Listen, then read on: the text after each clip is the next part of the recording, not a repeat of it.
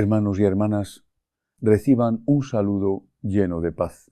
Bienvenidos una vez más a Dios te guía, un espacio creado para fortalecer nuestra fe, acercarnos al Señor y reflexionar juntos sobre aquellas realidades espirituales que pueden afectar profundamente nuestra vida y nuestra familia. Hoy necesito pedirles algo muy importante. Presten atención durante los próximos minutos y escuchen este mensaje hasta el final. Lo que voy a compartir con ustedes no es un tema menor ni una historia que deba tomarse a la ligera. Puede ayudarles a comprender situaciones que quizá llevan mucho tiempo ocurriendo dentro de su hogar sin que hayan logrado encontrar una explicación clara. No digo esto para causar miedo ni para exagerar. Lo digo porque durante más de 30 años de ministerio sacerdotal he visto cómo familias enteras comenzaron a sufrir después de ignorar algo que al principio parecía completamente inocente. Todo empezó con un detalle pequeño, con una decisión que nadie consideró peligrosa o con una situación que parecía no tener importancia. Al comienzo nadie se preocupó. Nadie pensó que pudiera existir una relación entre aquel hecho y los problemas que aparecieron después. Sin embargo, con el paso del tiempo, la tranquilidad del hogar comenzó a desaparecer.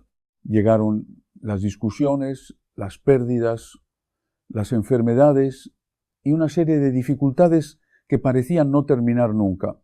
Cuando la familia finalmente decidió buscar ayuda, el problema ya había crecido demasiado. Aquello que había comenzado de una manera sencilla y casi imperceptible terminó afectando la paz, la salud y la unión de todos los miembros de la casa. Hace algunos años vino a verme una señora a quien llamaremos María. Tenía 62 años y había sido católica durante toda su vida. Asistía a misa los domingos, conservaba una imagen de la Virgen María en la sala de su casa y de vez en cuando reunía fuerzas para rezar el Santo Rosario. María era una buena mujer. Amaba profundamente a su esposo, se preocupaba por sus hijos y había dedicado gran parte de su vida al cuidado de su familia. No era una persona alejada de Dios ni alguien que hubiera rechazado conscientemente la fe. Al contrario, trataba de vivir como una mujer creyente, aunque reconocía que en algunos momentos su oración no había sido constante. Una tarde llegó a mi despacho completamente destrozada. Apenas podía hablar. Sus ojos estaban llenos de lágrimas y su rostro mostraba un cansancio que no era solamente físico. Se sentó frente a mí, intentó calmarse y después de varios minutos de silencio me dijo con la voz quebrada: «Padre, creo que mi familia está maldita». No pronunció esas palabras de manera impulsiva. María llevaba mucho tiempo observando cómo una dificultad aparecía inmediatamente después de otra. Había intentado encontrar explicaciones razonables, había hablado con sus hijos, había consultado médicos y había pedido consejo a distintas personas. Sin embargo, nada parecía aclarar lo que estaba ocurriendo. Su hijo mayor había perdido 3 trabajos en apenas 2 años. Era un hombre responsable, cumplidor y dispuesto a trabajar. Pero cada vez que parecía alcanzar cierta estabilidad, sucedía algo inesperado y terminaba nuevamente desempleado. En algunos casos ni siquiera recibía una explicación clara. Su hija se había casado llena de ilusión. Toda la familia había celebrado aquella unión y confiaba en que comenzaba una nueva etapa de felicidad para ella. Sin embargo, pocos meses después de la boda, el matrimonio comenzó a deteriorarse de una manera difícil de comprender. Aparecieron discusiones constantes, distanciamiento y problemas que ninguno de los dos sabía cómo resolver. Finalmente, la relación terminó colapsando. Como si todo aquello no fuera suficiente, el esposo de María, un hombre que siempre había gozado de buena salud, comenzó a enfermarse repetidamente. Primero apareció una molestia, luego otra y después nuevos síntomas. Visitó médicos, se sometió a exámenes y siguió diferentes tratamientos, pero los especialistas no conseguían ofrecer un diagnóstico completamente claro. Cada vez que parecía recuperarse, surgía una nueva enfermedad. La familia comenzó a vivir entre consultas médicas, preocupaciones económicas y una sensación constante de que algo no estaba bien. María no entendía por qué tantas desgracias habían llegado casi al mismo tiempo. Se preguntaba si habían cometido algún error, si habían permitido entrar algo perjudicial en su hogar o si existía una causa que todavía no habían descubierto. Mientras me contaba todo esto, lloraba sin poder detenerse. No estaba buscando una respuesta fácil. Lo único que deseaba era comprender qué estaba sucediendo y encontrar una forma de recuperar la paz que su familia había perdido.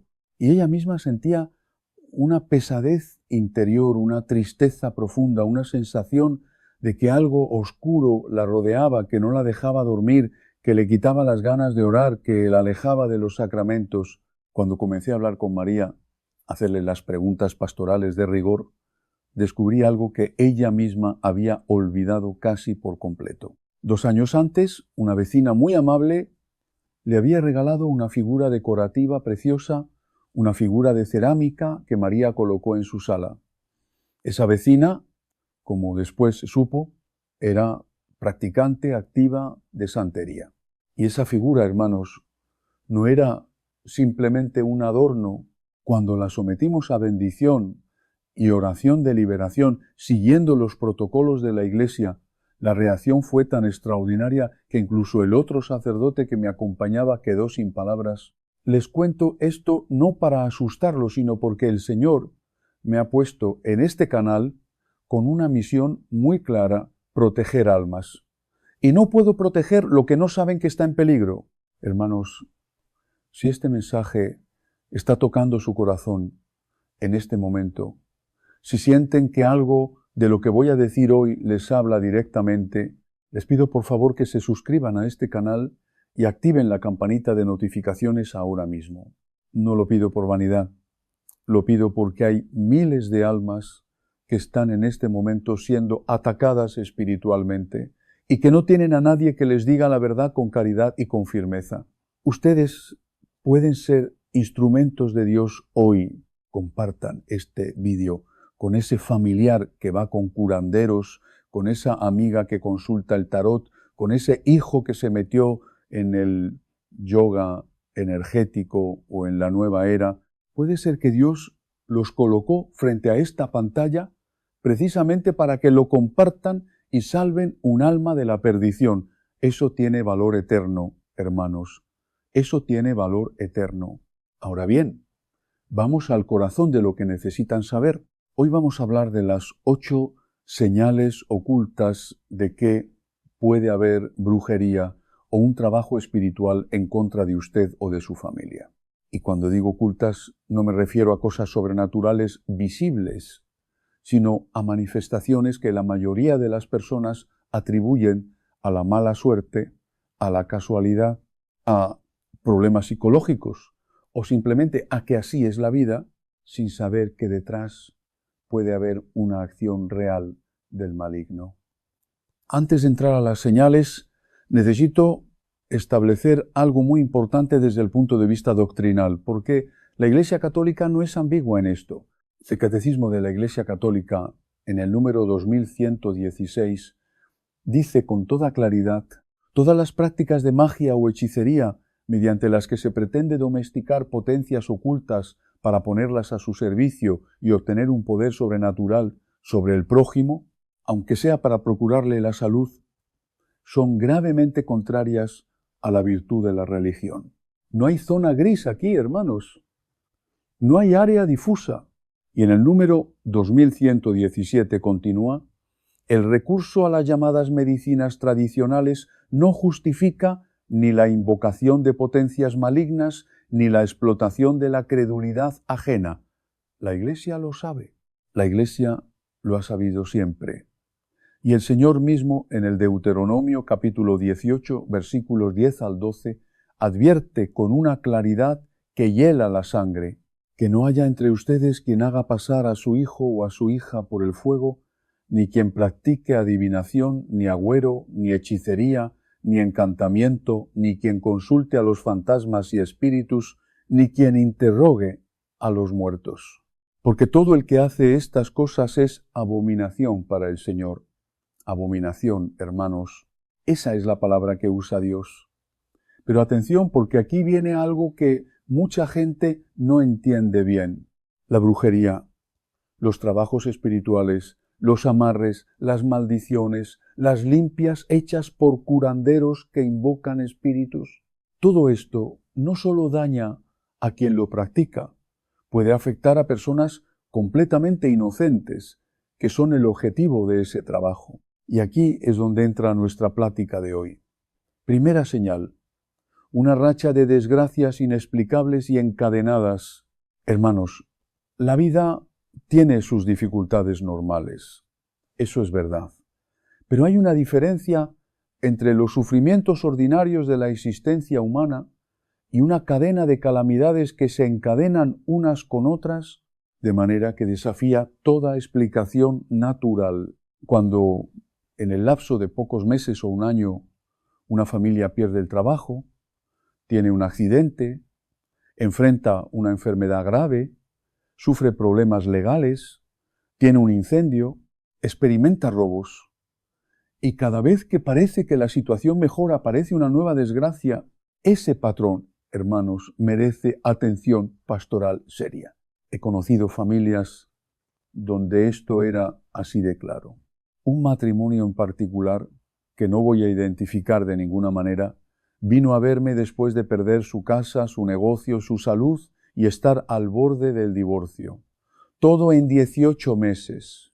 Cuando investigamos pastoralmente, descubrimos que un familiar cercano, movido por la envidia, había acudido a una persona que se dedica a estos trabajos y había pagado para que fueran mal en todo.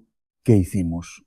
Lo que siempre hace la Iglesia: los sacramentos, la oración, la unción de los enfermos, la confesión general de toda la familia, el rosario, el agua bendita en el hogar y el tiempo.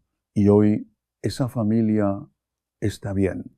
Hoy esa familia está de pie, porque el poder de Cristo infinitamente supera el poder del maligno. Infinitamente, hermanos. Pero presten atención a esta señal porque hay que discernirla con prudencia. No toda racha de dificultades es brujería. Hay cruces que Dios permite para purificar, para fortalecer, para acercarnos a Él. San Juan de la Cruz nos enseña que las noches oscuras del alma son parte del camino espiritual. Lo que distingue una cosa de otra lo verán en la acumulación de señales, no en una sola. Sigan escuchando. Segunda señal: problemas relacionales repentinos y severos, sin causa aparente. Hermanos, una de las consecuencias más comunes de los llamados trabajos o amarres es la destrucción de los vínculos de amor. Matrimonios que estaban bien, que se amaban, que tenían años juntos y de un día para otro comienzan a tener peleas terribles por cosas insignificantes. Hijos que de repente se vuelven hostiles con sus padres sin ningún motivo comprensible. Hermanos que se pelean a muerte por herencias o propiedades y sienten un odio irracional que ellos mismos no logran explicar. Amigos de toda la vida que sin causa real se alejan o se vuelven enemigos. El demonio, hermanos, y esto lo dice San Pedro en su primera carta, capítulo 5, versículo 8, anda como un león rugiente buscando a quien devorar, y su táctica predilecta no es la posesión dramática que vemos en las películas. Su táctica predilecta es más sutil, más paciente, más eficaz. Es sembrar la discordia, el rencor, la desconfianza, la frialdad dentro de los lazos de amor que Dios ha establecido. La familia es la iglesia doméstica, hermanos. La familia es el santuario que Dios construyó para proteger las almas y el demonio lo sabe y la ataca. He sido testigo de casos donde los amarres amorosos, esos trabajos que alguien hace para atar a otra persona a sí mismo, han producido en la víctima una alteración de la personalidad tan dramática que los propios familiares no reconocían a su ser querido. Una joven de 25 años cuya madre vino a buscarme desesperada había cambiado completamente de personalidad después de que su exnovio, que practicaba espiritismo, le hizo un amarre. Pasó de ser una chica alegre, estudiosa y devota a ser una persona agresiva, que abandonó sus estudios, que se alejó de su familia y que no quería ni ver una imagen de la Virgen. No es psicología solamente, hermanos. Hay casos donde la dimensión espiritual es innegable. Tercera señal, y esta es muy importante porque es la que más frecuentemente pasamos por alto: el alejamiento súbito de Dios y los sacramentos. Hermanos, cuando una persona que tenía fe, que oraba, que se confesaba, que comulgaba, de repente siente una aversión inexplicable hacia las cosas sagradas, cuando le produce malestar entrar a una iglesia, cuando ya no puede rezar, cuando siente que sus oraciones no llegan a ninguna parte, cuando el nombre de Jesús le produce indiferencia o incluso rechazo. Eso es una señal que el pastor no puede ignorar. ¿Por qué? Porque el demonio sabe perfectamente que su poder sobre un alma es casi nulo cuando esa alma está unida a Dios a través de los sacramentos. San Juan Vianney, el cura de Ars, el patrón de los sacerdotes, decía que el demonio tiembla ante un alma en gracia, tiembla ante la Eucaristía, tiembla ante la confesión. Y por eso su estrategia consiste en alejar al alma de estas fuentes de gracia. Si puede, convencerla de que no vale la pena ir a misa, que la confesión no sirve, que eso es para la gente mayor, que puede ser buena persona sin los sacramentos, ya ha ganado mucho terreno.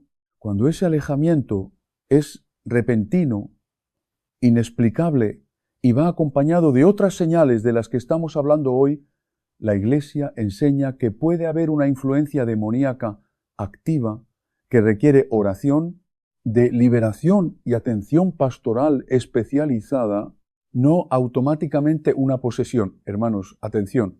El catecismo distingue claramente entre la posesión, que es relativamente rara, y la infestación o la opresión demoníaca, que son formas de influencia exterior que no implican el mismo control, pero todas requieren respuesta espiritual seria.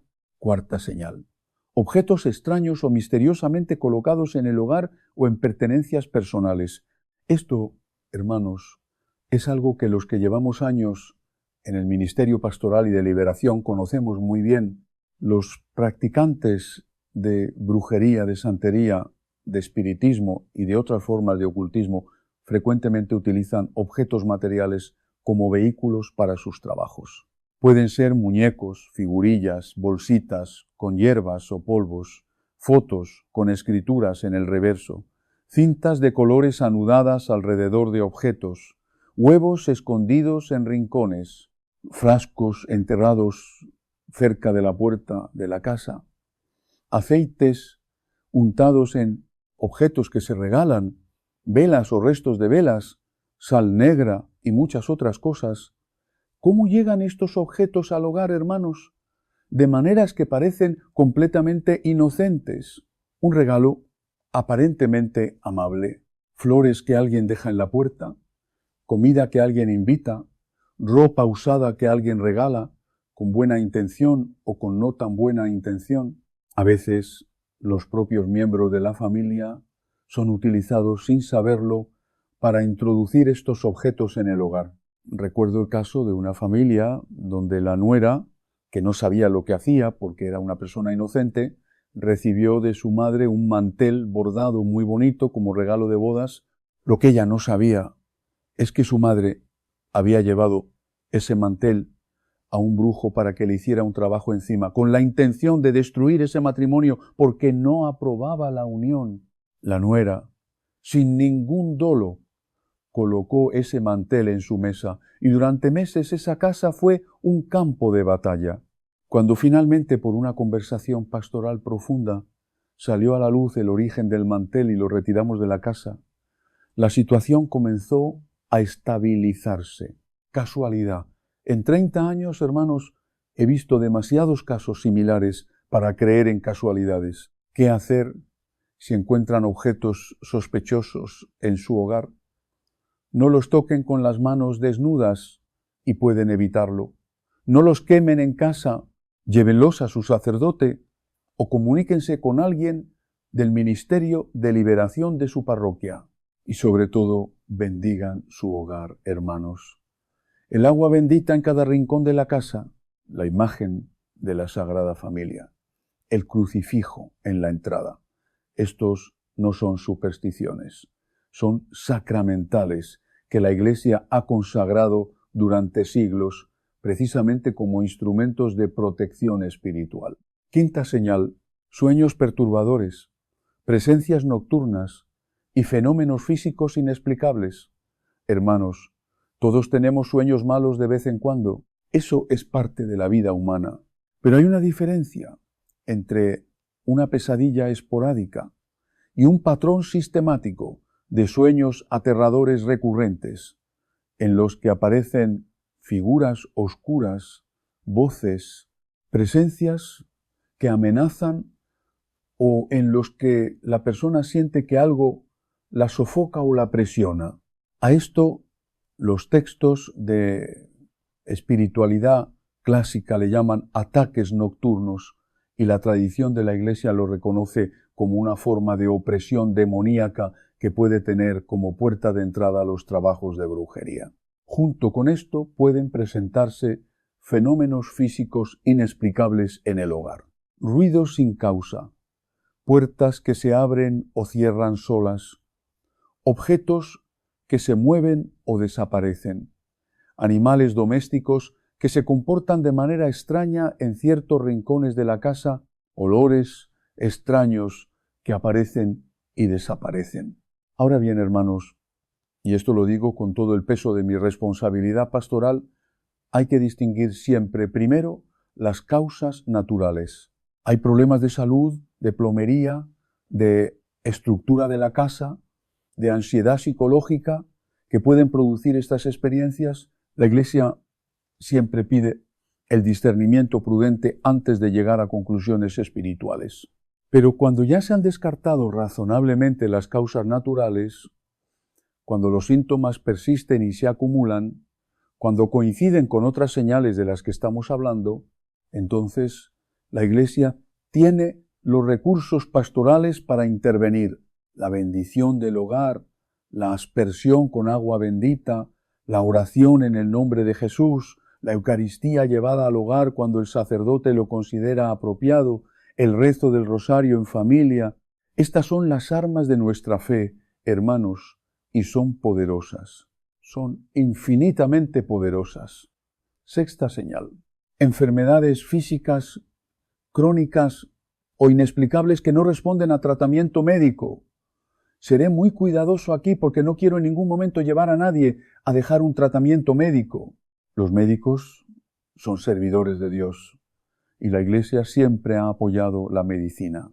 San Lucas era médico, hermanos, pero la medicina trabaja en el nivel natural y a veces los problemas tienen una raíz que va más allá de lo natural. En la tradición bíblica esto es clarísimo. En el libro de Job, Satanás obtiene permiso de Dios para afligir físicamente a Job. Jesús mismo en los evangelios sana a personas que estaban enfermas por causa de espíritus que las afligían, como la mujer que estaba encorvada desde hacía 18 años porque dice el texto, un espíritu la tenía atada. Lucas 13, versículo 11.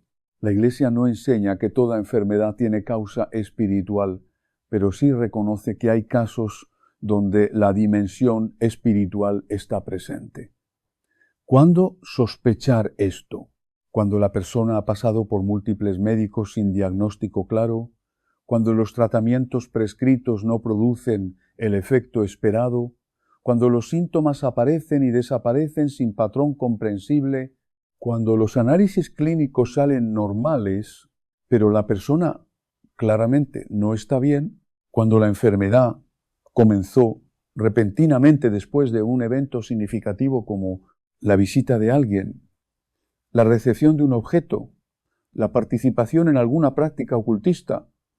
Y les digo algo más, hermanos, la unción de los enfermos, ese sacramento que muchos conocen solo como el viático de los agonizantes, y que no es eso, que es el sacramento de los enfermos, de cualquier enfermo, actúa en el alma y en el cuerpo. El Catecismo, en el número 1520, enseña que este sacramento une al enfermo a la pasión de Cristo para su propio bien y para el de toda la Iglesia, y que puede incluso obtener el restablecimiento de la salud corporal si conviene a la salvación espiritual. ¿Cuántas veces he sido testigo de sanaciones que los médicos no podían explicar después de una unción celebrada con fe, hermanos? ¿Cuántas veces? Séptima señal: conductas adictivas, repentinas o cambios de personalidad radicales sin explicación. Cuando una persona que tenía una vida ordenada comienza de repente a caer en alcoholismo, en drogadicción, en pornografía, en juegos de azar, en una promiscuidad sexual que no era propia de su carácter, o experimenta cambios de personalidad tan drásticos que sus propios familiares sienten que están tratando con un extraño, hay que levantar la cabeza y preguntar ¿qué pasó antes de que todo esto comenzara? Ahora, hermanos, sin duda hay factores psicológicos, traumas, presiones sociales, predisposiciones hereditarias que explican muchas adicciones. No soy ignorante de esto, pero también hay casos donde la puerta de entrada fue espiritual. He tratado casos de personas que comenzaron a asistir a grupos de meditación New Age, donde se practicaba la canalización de espíritus, y que al poco tiempo desarrollaron adicciones o trastornos de personalidad severos. He visto personas que, después de participar en ceremonias de curanderos que trabajan con espiritismo, regresaron convertidas en personas diferentes, más oscuras, más violentas, más alejadas de Dios. San Pablo, en la carta a los Efesios, capítulo 6, versículo 12, nos dice con una claridad aplastante: no tenemos que luchar contra la carne y la sangre, sino contra los principados, contra las potestades, contra los gobernadores de las tinieblas de este siglo, contra huestes espirituales de maldad en los lugares celestiales. Esta es la realidad del combate espiritual, hermanos. Es real, es actual y afecta a personas de carne y hueso en el siglo XXI igual que en el primero. Octava señal, y esta es la que más me duele en el corazón pastoral porque es la más trágica: la sensación persistente de vacío espiritual, desesperanza y pérdida del sentido de la vida. Cuando una persona que antes tenía fe, que tenía alegría, que tenía esperanza, cae en una oscuridad interior profunda que no cede, que la hace sentir que Dios no existe o que Dios la ha abandonado, que la vida no tiene sentido, que nada va a mejorar nunca, que no hay salida posible. Eso puede tener una dimensión espiritual muy seria que no puede ignorarse. El demonio, hermanos, es el padre de la mentira. Lo dice Jesús en Juan capítulo 8, versículo 44. Y su mentira más letal no es convencer a la gente de que Él existe, es convencer a las almas de que Dios no las ama, de que son demasiado pecadoras para ser perdonadas, de que el infierno es seguro para ellas y que entonces mejor ni intentarlo. Es la desesperación, hermanos. La desesperación es el pecado contra el Espíritu Santo que más almas lleva a la perdición, no porque sea imperdonable, sino porque cierra la puerta al arrepentimiento.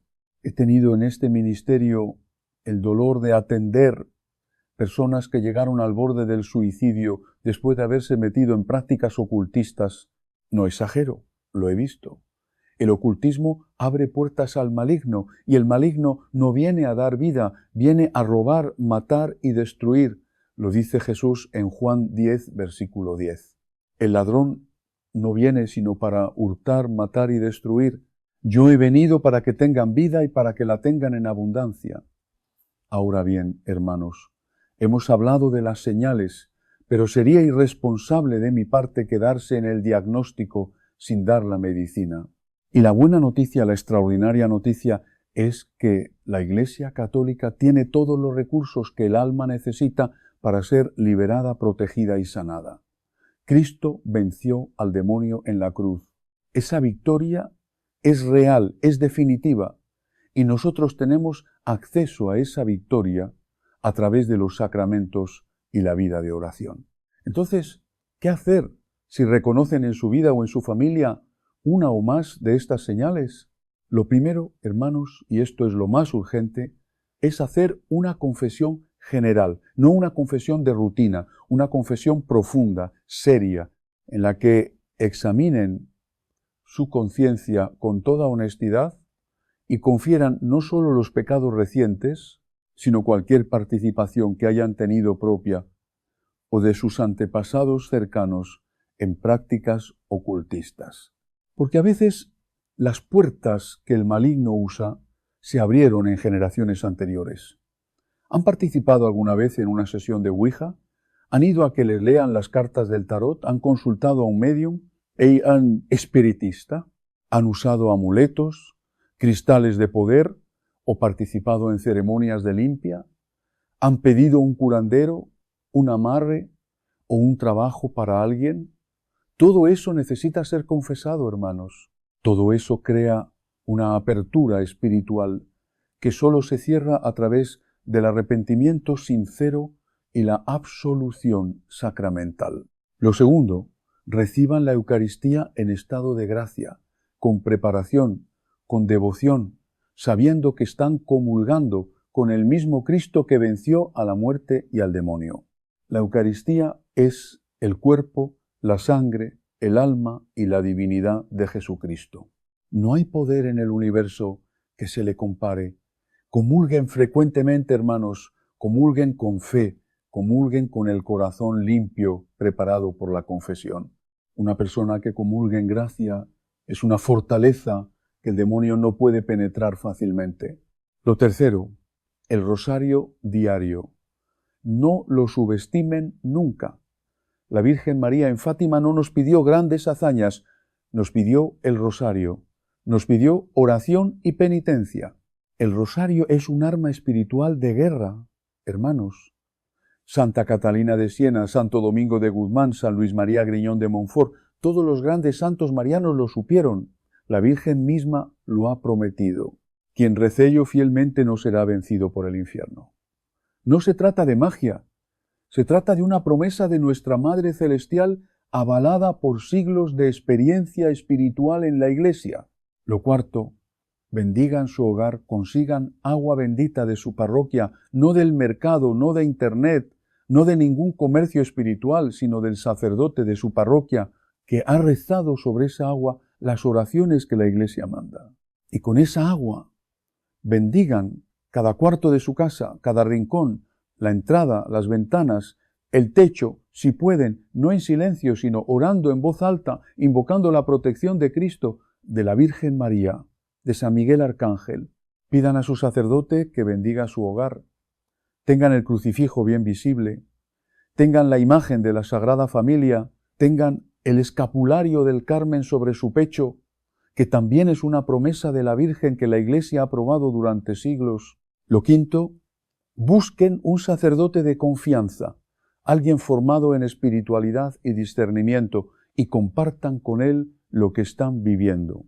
Si su diócesis tiene un ministerio de liberación o un exorcista diocesano, eso es exactamente el recurso que la Iglesia ha establecido para estos casos.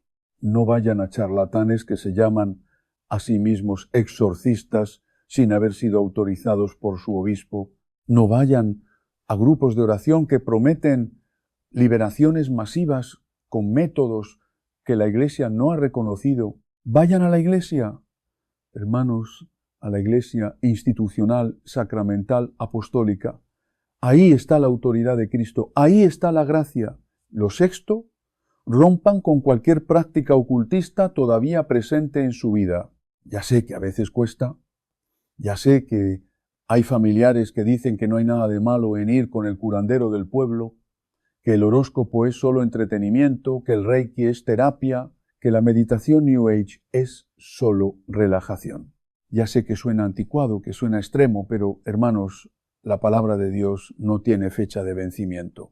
Lo que era abominación en el Deuteronomio lo sigue siendo hoy. Las puertas que se abren a través de estas prácticas son reales, independientemente de las etiquetas culturales que les pongamos. Sí, hay en su casa horóscopos, tableros de Ouija, figuras relacionadas con la santería o el espiritismo, cristales de poder de la nueva era, libros de ocultismo, todo eso, todo tiene que salir de su hogar y no como basura ordinaria. Llévenlo a su sacerdote y pídanle orientación sobre cómo deshacerse de ello de manera espiritualmente segura. Y lo séptimo, que para mí es el coronamiento de todo, vivan en gracia de Dios, no de manera perfecta, porque nadie es perfecto, sino con la determinación sincera de seguir a Cristo, de levantarse cada vez que caen, de recurrir a la confesión con frecuencia, de orar cada día, aunque sea brevemente, de mantenerse unidos a la Iglesia, de recibir los sacramentos, de leer la palabra de Dios. Una vida así, hermanos, una vida de fe real, aunque imperfecta, es la mejor defensa espiritual que existe. El maligno no encuentra asidero en un alma que camina humildemente con Dios. Quiero decirles algo antes de que terminemos hoy. Si están escuchando este mensaje y sienten que algo de lo que hemos hablado los describe, si hay en su corazón un reconocimiento de que algo no está bien, no tengan miedo, no tengan vergüenza, no se sientan juzgados. Yo soy un sacerdote pecador que necesita misericordia igual que ustedes. Mi papel no es condenar, sino acompañar. Y el Señor Jesús, que es el mismo ayer, hoy y siempre, según la carta a los Hebreos en el capítulo 13, que sanó a los endemoniados en los evangelios, que liberó a los oprimidos por el maligno, que dijo, venid a mí todos los que estáis fatigados y cargados, que yo os aliviaré.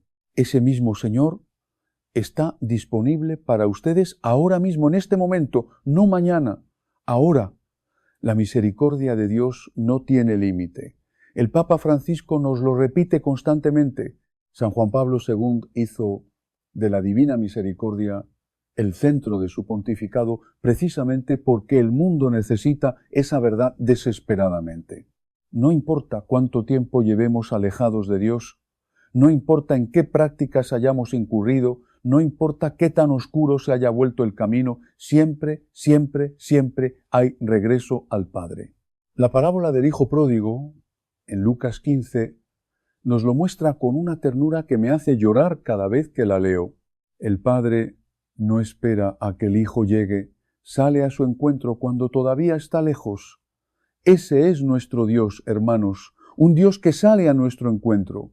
Ahora quiero invitarlos a que recemos juntos donde quiera que estén, en su sala, en su cuarto, en su auto. Arrodíllense si pueden, o inclinen la cabeza con reverencia y recen conmigo desde el corazón. Señor Jesucristo, Hijo de Dios vivo, me presento ante ti en este día con humildad y confianza. Reconozco que soy pecador y que en mi debilidad he abierto puertas que debí mantener cerradas consciente o inconscientemente. Hoy, Señor, renuncio a toda participación en prácticas ocultistas, en brujería, en adivinación, en el espiritismo, en la santería, en cualquier práctica que no venga de ti. Renuncio a esas puertas y las cierro en tu nombre, Señor Jesús. Cúbreme con tu sangre preciosa. Cubre mi hogar, mi familia, mis hijos, mis seres amados con tu sangre. Que la cruz de Cristo sea nuestra señal de victoria. Que la intercesión de la Santísima Virgen María sea nuestro escudo. Que San Miguel Arcángel defienda a nuestra familia en el combate espiritual. Señor, trae a nuestra vida la paz que el mundo no puede dar. Sánanos en cuerpo, alma y espíritu. Restaura lo que el enemigo ha destruido y danos la gracia de vivir en tu amor para siempre. Amén. Ahora, como sacerdote, desde la autoridad que Cristo ha conferido a su Iglesia, les imparto la bendición del Señor. Que Dios Todopoderoso, Padre, Hijo y Espíritu Santo los bendiga, los guarde y les dé su paz. Amén. Que la gracia de nuestro Señor Jesucristo, el amor de Dios Padre y la comunión del Espíritu Santo permanezcan con todos ustedes y llenen de paz sus hogares. Hermanos y hermanas, si este mensaje tocó hoy su corazón, si les ayudó a comprender algo importante o les permitió reconocer una realidad que necesitaban escuchar, no permitan que termine solamente en ustedes. Compártanlo ahora con la persona que vino a su mente mientras escuchaban estas palabras. No lo dejen para otro momento. Tal vez alguien cercano está atravesando una crisis espiritual, una dificultad familiar o una situación que no se atreve a contar. Puede ser un hijo, un hermano, un amigo o una persona que necesita encontrar esperanza y orientación. Ustedes quizá no conocen su lucha, pero Dios sí la conoce. Por eso sean hoy instrumentos del Señor. Un gesto tan sencillo como compartir este video puede ayudar a que este mensaje llegue en el momento preciso a un corazón que necesita volver a confiar en Dios. También los invito a suscribirse al canal Dios te guía si todavía no forman parte de esta comunidad. Activen la campanita de notificaciones para acompañarnos en cada nuevo mensaje, oración y reflexión que compartimos con ustedes. Los llevo presentes en mi oración y en mi ministerio sacerdotal. Pido al Señor que fortalezca su fe, proteja sus hogares y conceda unidad a todas sus familias. Que María Santísima los cubra con su manto, los acompañe en sus dificultades y los conduzca siempre hacia su Hijo Jesucristo. Que Dios Todopoderoso los bendiga, en el nombre del Padre, del Hijo y del Espíritu Santo. Amén. Nos encontraremos nuevamente mañana aquí en Dios te guía, para seguir creciendo juntos en la fe y escuchando una nueva reflexión que pueda acercarnos más al Señor.